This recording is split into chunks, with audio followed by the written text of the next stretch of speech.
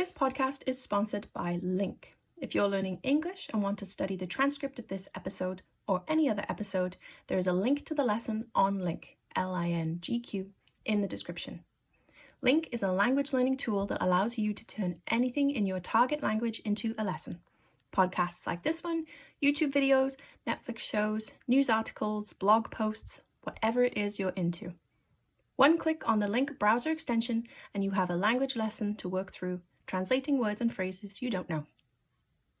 Hi everyone and welcome to the English LingQ podcast. Today I am joined by a special guest, Matt versus Japan. How are you, Matt? Hey, I'm doing pretty great. How about yourself? I'm doing good. Thank you. Thank you for joining us. So for those listeners, viewers who don't know who you are, Matt versus Japan, tell us a little bit about your YouTube channel. Yeah, well, so I guess the very short version of my origin story is when I was in high school, I decided that I wanted to learn Japanese and I wanted to get really, really good at it. So I found a website called All Japanese All the Time that inspired me to really dedicate my whole life to learning Japanese. So I did that for about 5 years, reached a pretty good level. 6 months of those 5 years was spent in Japan, but all the rest was spent here in Portland, Oregon, where I am right now. And after getting pretty good at Japanese in 5 years, I started a YouTube channel to kind of help other people who wanted to use the type of kind of unorthodox methods that I used to get good at Japanese without being inside of Japan. Excellent. And I have to say, I used to live in Japan. I know a little, but not like you speak Japanese. I have to say, I'm so impressed. You sound Japanese to me when I listen. Thank you. It's crazy. And you seem to speak with such ease too. It's clear that you've put in many hours. I wonder, so was it always Japanese for you? Like, did you grow up interested in languages in general? Was it always a fascination with Japan and the Japanese language? Actually, for most of my life, up until I got interested in Japanese, languages were pretty much not on my radar at all. In fact, starting in middle school, I was forced to take Spanish classes. Well, actually, I was forced to take a language class. I took Spanish by default because it was the easiest one. And I was probably the worst kid in the class. I'm pretty sure the teacher hated me because I was always goofing around and never paying attention. And I used to have this weird perverse pride where I would brag about how little I had learned. Like, hey, I managed to get through this whole year and I don't even know what, tango means or whatever. So, yeah, I was the opposite type of person. And in fact, there were some kids in my middle school and my high school who were really into anime, but I kind of viewed them as the uncool kids. And I wanted to be a cool, popular kid. So I was like, oh no, I can't go anywhere near that.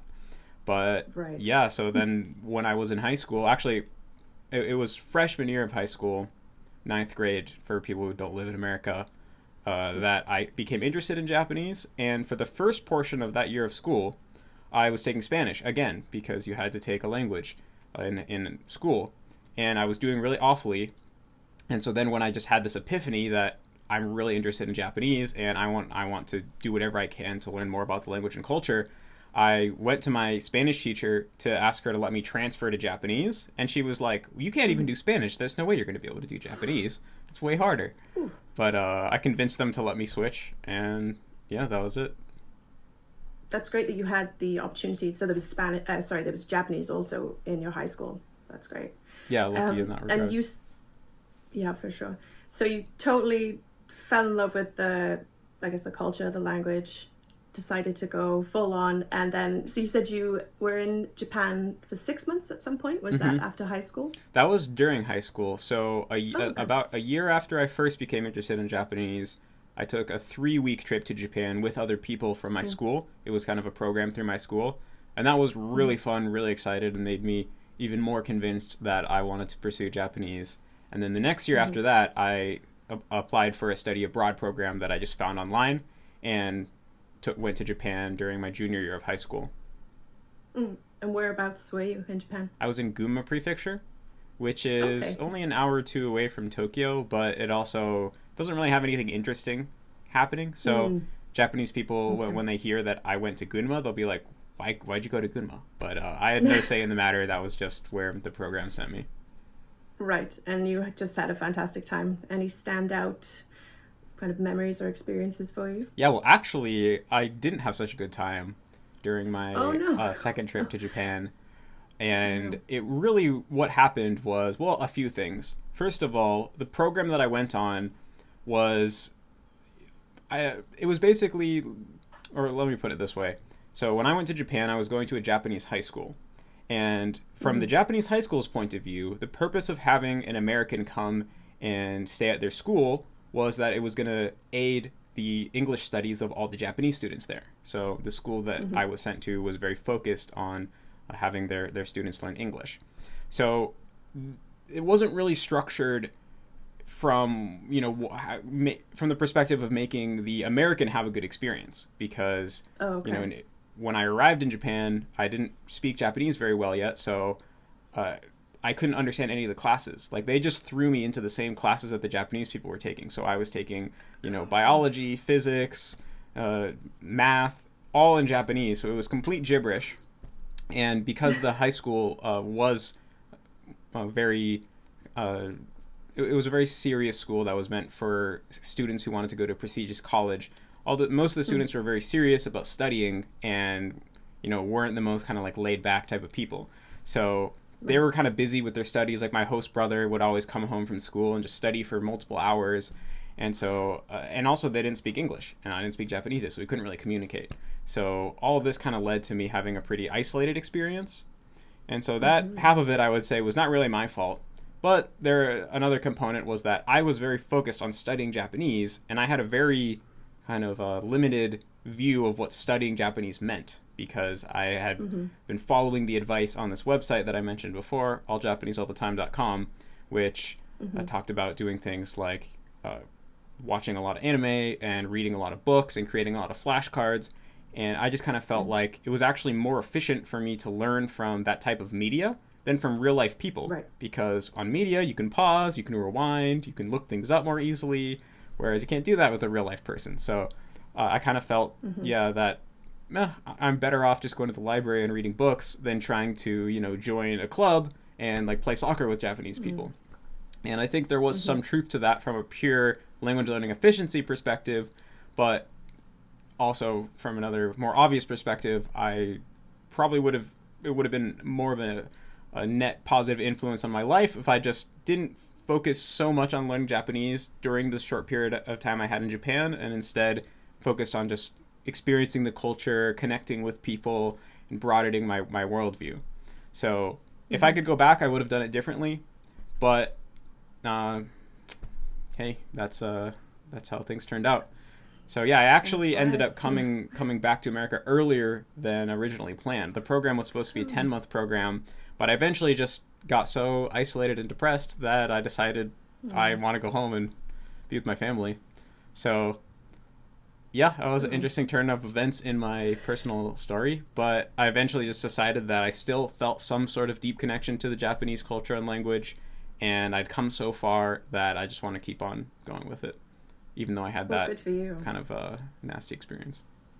Yeah, good for you. It just goes to show how powerful that connection was after having such a negative experience that you kept on and are where you are today. So that's great.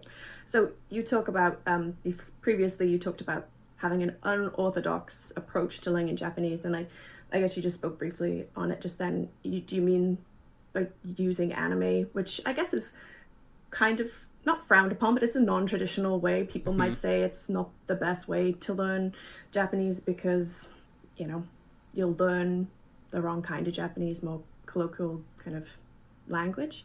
So that was your main focus then when you started to study Japanese seriously?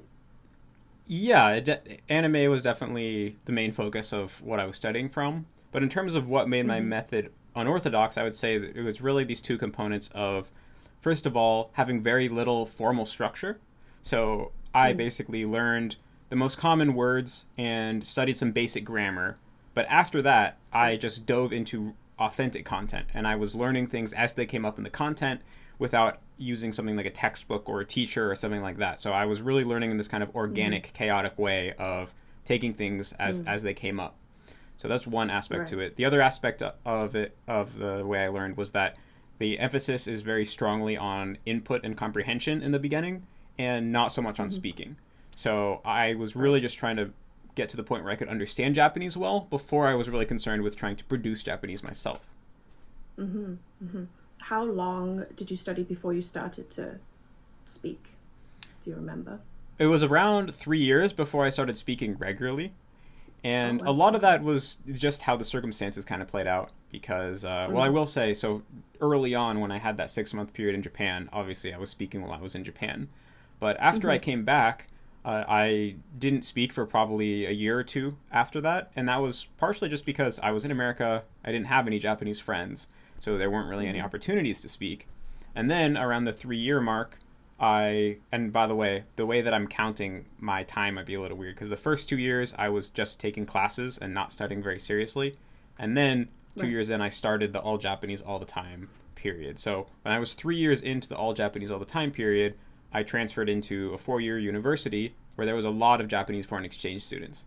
And so that naturally gave me the opportunity to use my Japanese because suddenly I could kind of join this community of Japanese speakers. So I started speaking really regularly after that, and I found that at that time I could speak really naturally without a lot of effort, even though I hadn't really spoken since I was in Japan multiple years back, and back then I could hardly speak at all.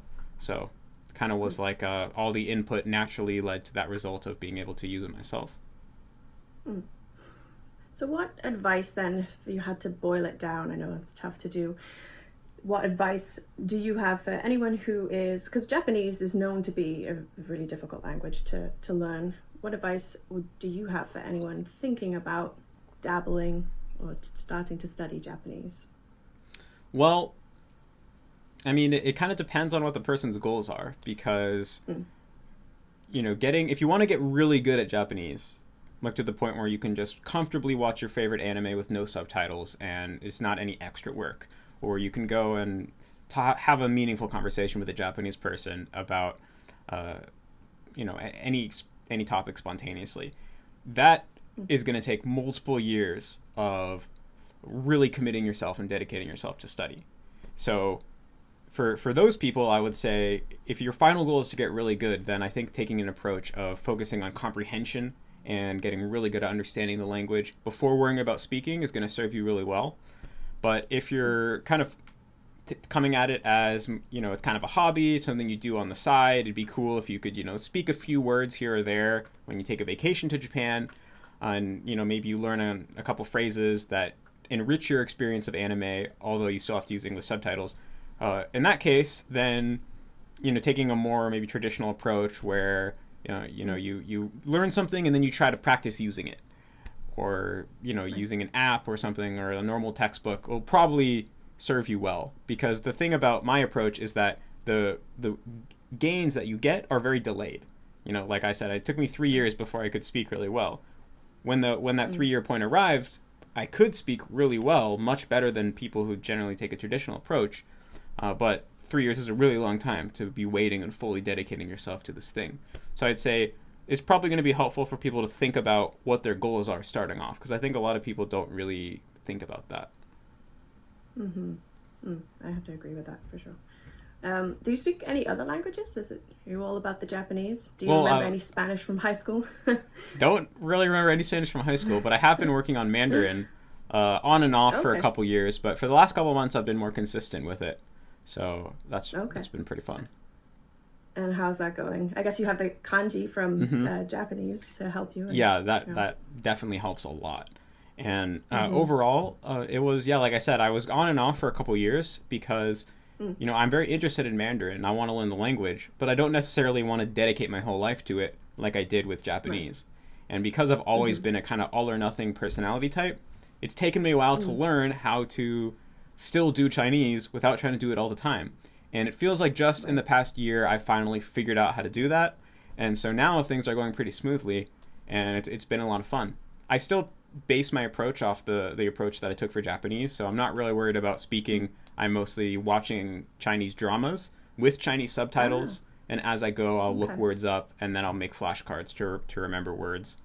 And yeah, I'm kind of at the point now where I can watch a drama and follow the plot if there's Chinese subtitles, because you know, for a lot of people, the characters are probably one of the most difficult aspects of the language. But for me, it makes it way easier because I know them from Japanese. So with subtitles, I can understand a pretty good amount much less when it's just listening. But Right. yeah, it's been a lot of fun. Excellent. And so what's in the works for Matt versus Japan in 2021? Anything interesting happening? Yeah, well, so right now I'm working on this project called Refold. We kind of launched a couple months ago. So it's kind of just taking the method that I use to learn Japanese and kind of adding a more formal structure to it so that there's some structure within the chaos. Because like I said, my personal method of learning Japanese was very chaotic and organic. It was just consuming whatever Japanese content I felt like consuming, learning whatever came up. And it worked, but I think for a lot of people, they feel very overwhelmed by just the nebulosity of this approach. So we're creating a more structured kind of outline for how to learn organically through native content. And so when I say we, I'm doing this with my friend Ethan. So it's the two of us mainly right now. And so we have a website up, refold.la, that has what we call a roadmap for taking this immersion style of learning. And it breaks the language learning process down into 4 stages. And the guide right now is what we call language agnostic, meaning it's not for any specific language. It's just how to learn any language. And so we want to start partnering with people who have gotten to a really high level in various languages and creating kind of language-specific guides for the same underlying methodology that has specific resources and has a methodology for tackling challenges unique to various languages. So hopefully, we'll have some of these language-specific guides coming out later down this year. Excellent. That sounds great. I think that's great because, like you say, it is a lot of people I think could benefit from this kind of language learning, just cherry picking, but what you enjoy. But it is chaotic, like you say, and it takes a special, I think, kind of person maybe to stick with it. And so a lot of people would benefit from having structure to it. So yeah, like I think it's definitely never going to be for everybody, but I think we can broaden out the scope of what type of person it's going to work for by creating a more structured approach to it and better instruction. Excellent. Well, I look forward to checking it out. Thank you so much, Matt, for joining us today. It's been a pleasure. Yeah, thanks so much for having me. It was fun. Cheers, and maybe we'll chat again soon. Yeah, anytime. Bye. Cheers. Bye-bye.